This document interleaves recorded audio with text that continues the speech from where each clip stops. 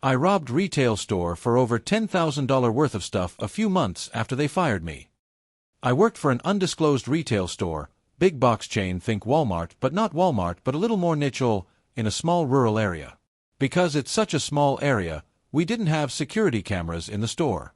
One day, HR calls the GM to talk to him about me and this cashier not getting along.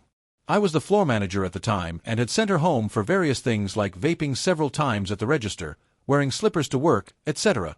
Just a terrible employee. So we're talking to HR and the lady is just being a cunt, so I said I'm not doing this anymore and stood up and went to clock out for lunch.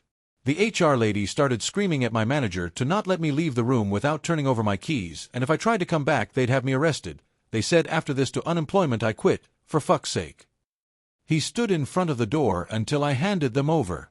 So I'm pissed because my hard work is what put our store on the map. My boss got to take his family to Hawaii because of my sales figures. I had an extra key cause at some point I had lost mine, so I was given a copy. I later found my old one. My boss was such a piece of shit that he gave his security code to the rest of us key holders so we could use it to show he was at work when he wasn't. Well, after I lost this job, I started spiraling, drinking and doing coke. One night I got super coked out, jumped in my car, drove down to the store, used my keys and his code to get in, and just grabbed as much expensive shit as I could. I put the code back in and left. Here's the crazier part. I got back home and realized I didn't steal enough, so I turned around and went back and grabbed a bunch more stuff. The kicker after all that craziness? I forgot the security code, so I just had to run cause the alarm was now going off.